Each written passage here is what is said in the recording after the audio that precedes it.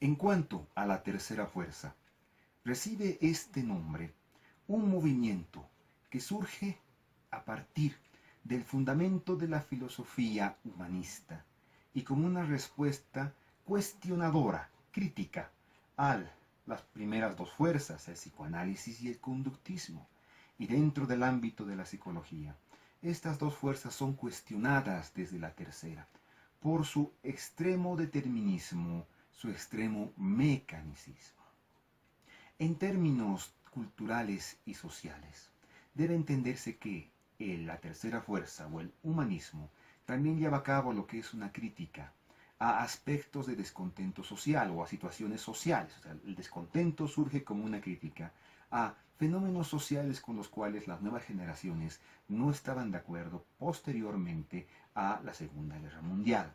Después de todo, la psicología humanista se gesta en la década de los 50 y de los 60, como una crítica a su vez fuera del ámbito psicológico a aspectos culturales y sociales, en lo que se denomina como el malestar de la cultura, con un nuevo elemento añadido en ese periodo que era el riesgo del exterminio de nuestra especie por la presencia de las llamadas armas atómicas, el terror atómico.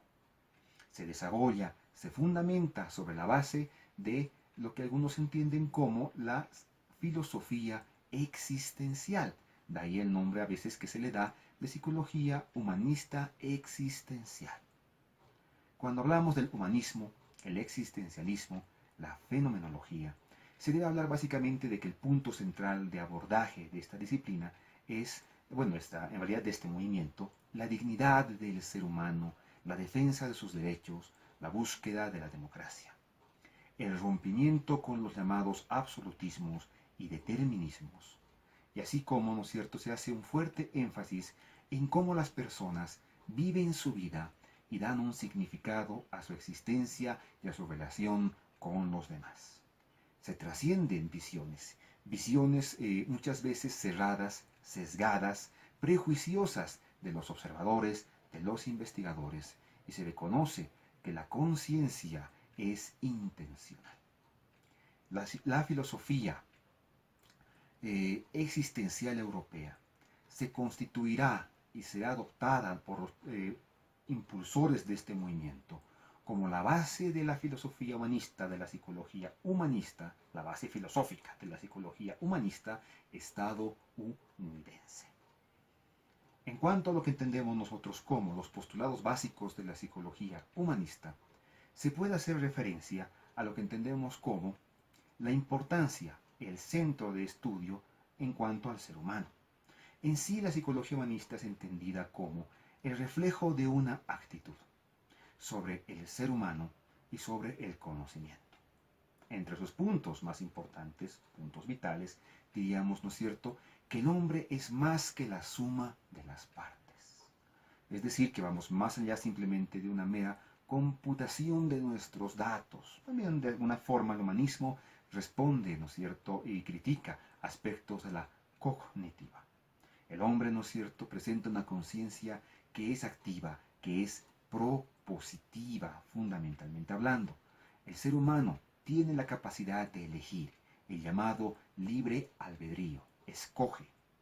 Y cuando se habla de lo que es la existencia, los seres humanos somos reconocidos como seres los cuales tenemos la capacidad de dar significado a la vida en la cual existimos, al mundo que nos rodea y a las relaciones a través de las cuales los seres humanos vivimos y entendemos nuestro mundo, las relaciones que establecemos con aquellos quienes nos rodean. Uno de los autores más importantes en este movimiento fue Gordon Allport. Allport nos habla de que muchas veces la psicología en la búsqueda de objetividad, de ser objetiva en términos científicos, ha descuidado aquello que es verdaderamente importante para su campo de estudio. Y nos habla entonces, dentro del campo psicológico, de ciertas tendencias, que serían dos en este caso, las tendencias ideográficas y nomotéticas.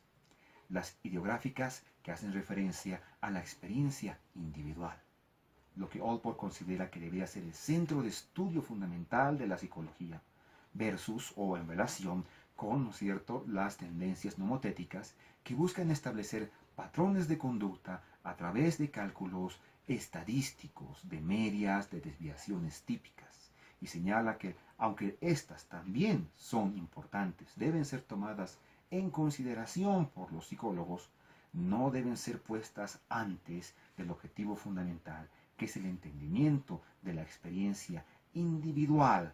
Yo siento que conecta directamente con el planteamiento anterior, los planteamientos, anteriormente mencionados, referidos a lo que entendemos como la búsqueda de significado, el entendimiento de cómo vivimos nuestra vida, cómo existimos en nuestro mundo y cómo nuestra mente, ¿no es cierto?, entiende esto y se relaciona de esta manera con la búsqueda de la dignidad humana, la búsqueda de la democracia, la búsqueda de la igualdad.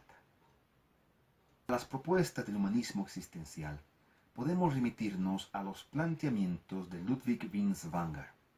Para Binswanger, lo más importante es lograr abarcar la totalidad del ser humano y no abarcar solo aspectos aislados del mismo, es decir, descartar las modularidades y abarcar al ser humano en su totalidad. Cuestiona los planteamientos generados por Freud, pero es uno de los pocos que, aunque cuestiona a Freud, mantiene una relación cercana con el erudito. Él considera, ¿no es cierto?, que es importante comprender y describir el mundo de los seres humanos y cómo el mismo ser humano lo puede comprender y describir por sí mismo su propio mundo y a sí mismo finalmente. En términos terapéuticos, se centra, ¿no es cierto?, en actividades humanísticas, las cuales puedan llegar a trascender el ambiente, aspectos los cuales podemos mencionar como ser, por ejemplo, el amor, podríamos mencionar, además, ¿no es cierto?, elementos como la creatividad, de tal manera que, ¿no es cierto?, cuestiona al trabajo de Freud por considerarlo demasiado mecanicista, reduccionista, a aspectos enteramente instintivos, y que no tocan estos aspectos fundamentales. Sin embargo, mantiene una buena relación, como ya indiqué. Fundamentalmente lo que busca es, ¿no es cierto?, poder llegar a comprender, estudiar cómo los humanos percibimos significados en los sucesos de nuestra vida. Se busca que la persona asuma su propia existencia y construya sus propios significados a través del llamado proceso de la toma de decisiones.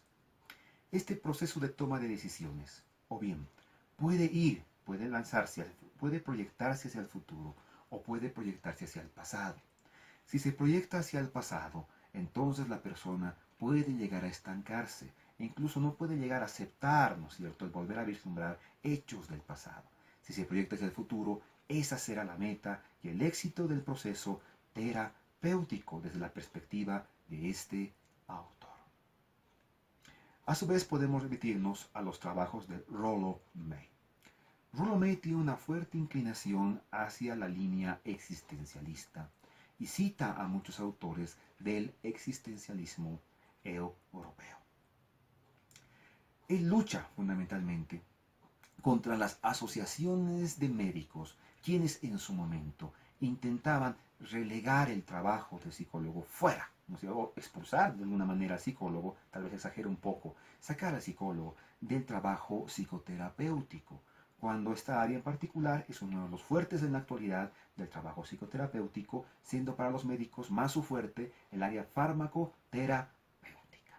Es pues de esta manera, ¿no es cierto?, que Rollo May delata su inclinación en contra de los llamados reduccionismos y mecanicismos, los cuales también cuestionará dentro de los trabajos freudianos, pero señalará que no podemos negar los aportes brindados por Freud y se debe seguir trabajando, ¿no es cierto?, en estos, tratando de profundizar la búsqueda de los propósitos que él considera como centrales en su trabajo terapéutico.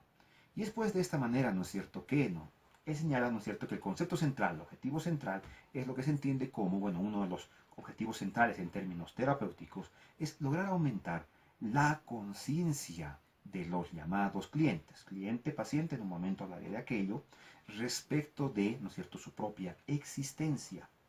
Busca que el terapeuta analice aspectos muy importantes, los cuales impiden, ¿no es cierto?, que pueda desarrollar una relación real con su cliente una relación de encuentro, verdadero encuentro y de compromiso, puesto que no puede existir, ¿no es cierto?, la vida si no existe compromiso. De esta manera. De esta forma, ¿no es cierto, Rolomei? Uno de los conceptos, por lo menos fundamentales, que debo mencionar es el del llamado dilema, ¿no es cierto? Es el llamado dilema del hombre. Habría que entenderlo de esta manera. ¿Por qué llamamos dilema del hombre? Y tengo yo algunos problemas. Porque muchas veces yo discuto en términos personales sobre el tema de la cosificación del ser humano. El hombre como un objeto, objetivización, volverlo un objeto. Pero de forma muy interesante, Rolomei señala que no podemos negar que los seres humanos también podemos ser entendidos como objetos, a la vez que seremos entendidos como sujetos. ¿Cómo es esto? Que cuando hablamos, por ejemplo, del ser humano reconocido como objeto, él mismo, ¿no?, presenta patrones que son comunes al resto del ser humano. La especie del ser humano como un objeto de estudio en términos psicológicos, es necesario reconocer esa dimensión y yo tengo que, de alguna manera, inclinarme ante el planteamiento tan asertivo, no por parte de Rolomei, pero a su vez debemos reconocer, y también me inclino bastante, esto me alegra mucho, el concepto del hombre como sujeto. En cuanto a que, cierto, tenemos ciertos patrones conductuales que son comunes a todos nosotros, como seres humanos, pero a su vez, ¿no es cierto?, cada ser humano como sujeto lo entiende, lo siente de diferente manera, y de esa manera Rolomei lo maneja de esta forma. En cuanto al tema de cliente, en el humanismo, Carl Rogers, que veremos en un momento, refiere, ¿no es cierto?, que no se debe hablar del ser humano como un paciente, y no se debe hablar de una relación enteramente de tipo, ¿no es cierto?, vertical, sino más bien horizontal, entendiendo, ¿no es cierto?, al que antes era conocido como paciente, como cliente o consultante. Los últimos dos autores, Abraham Maslow y Carl Rogers, son los más conocidos y los más influyentes dentro del movimiento del humanismo existencial. Abraham Maslow sería uno de los autores que plantea la idea de que no podemos someternos a un reduccionismo en cuanto a un solo método, o sea, considerar que un solo método es el idóneo para el manejo y el estudio de los fenómenos saludables y patológicos del ser humano. Él es partidario de lo que sería el establecimiento de un sistema holístico.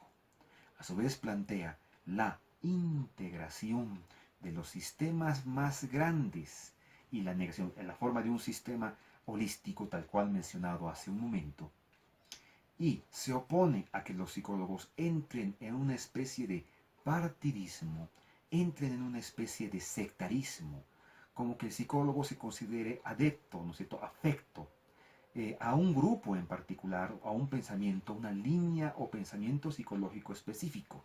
La idea es que el psicólogo esté abierto a todo aquello lo cual funcione para brindar, ¿no es cierto?, bienestar al paciente en base a estudios científicos. El concepto central en su planteamiento de estudio es el de la autorrealización en términos terapéuticos. Él señala, ¿no es cierto?, que la autorrealización es la culminación de una tendencia de crecimiento o satisfacción de necesidades. Para tal efecto, él refiere una jerarquía de necesidades, las cuales van desde las necesidades fisiológicas, que son las fundamentales y esenciales, que una vez satisfechas llevarán a los diferentes niveles de jerarquía que terminan en la autorrealización, es decir, de seguridad. Luego vendrían las de pertenencia y amor. Hace un énfasis particular el autor en esta de pertenencia y amor, porque las mismas, ¿no es cierto?, generan muchos dilemas en el desarrollo del ser humano.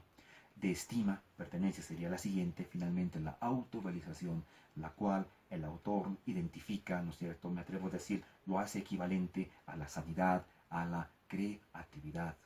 Característico de su trabajo es trabajar con seres excepcionales, ya que no solamente se concentra en los aspectos patológicos, sino en la búsqueda de los máximos potenciales del ser humano.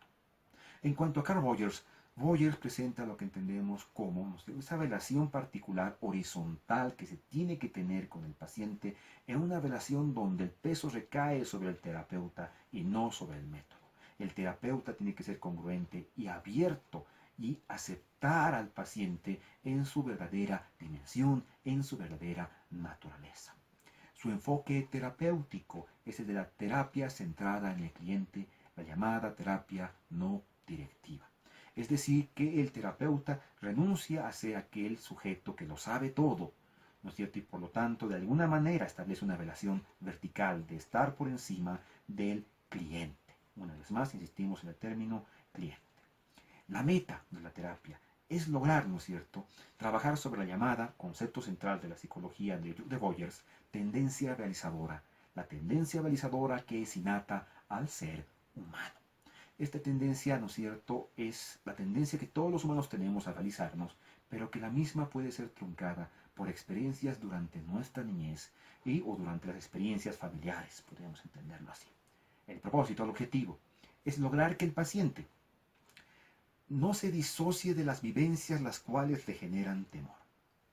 Y entonces, ¿no es cierto?, pueda aprender a vivir una vida, aprender entre comillas, pero pueda alcanzar a vivir una vida libre, basada en las vivencias las cuales ahora han sido tomadas, ¿no es cierto?, aceptadas, no como algo que sea un objeto de temor, sino más bien referentes fundamentales para poder lanzarse hacia la vida, para poder afrontar la vida, ¿no es cierto? Es decir, la creencia es aceptada, de la incoherencia a la coherencia, del aislamiento a aceptar las relaciones íntimas, las relaciones de realización fundamental, ¿no es cierto?, de tendencia realizadora completa. En cuanto al movimiento, ¿no es cierto?, del humanismo, en sus valoraciones finales, debemos entender de que se ha cuestionado en términos empíricos los resultados terapéuticos del trabajo. Boyers fue uno de los autores que trabajó en esta área para demostrar que el movimiento humanista sí daba resultados. Él, en convenio y con aceptación de los pacientes, logró filmar sesiones y hacer, ¿no es cierto?, evaluaciones de pre y post realización del test, de la terapia a partir del uso de tests para poder demostrar que su planteamiento o los planteamientos terapéuticos eran efectivos. Sin embargo, aún hoy, ¿no es cierto?, se sigue cuestionando porque los resultados fueron y son desiguales entre los diferentes pacientes. Pero bueno, en términos humanistas, cada ser humano es diferente, invocando, ¿no es cierto?, el planteamiento humanista existencialista. A su vez, también cuando se habla del humanismo, se refiere que se niega de alguna manera la dimensión destructiva del ser humano. Y es importante reconocer que el ser humano no puede ser idealizado en la forma de un ser que busca siempre alcanzar la cima, porque hemos podido apreciar a lo largo de la historia que no siempre hacemos aquello. Por ende, se reconoce que el humanismo, para que continúe, debe, ¿no es cierto?, generar estos estudios al estilo de Boyers desde una perspectiva ética, por supuesto, que es lo que Boyers hacía, a la vez que también se debe continuar, ¿no es cierto?, en el reconocimiento holístico del ser humano, tanto en sus concepciones positivas como en sus concepciones, llámese negativas si se quiere, o destructivas.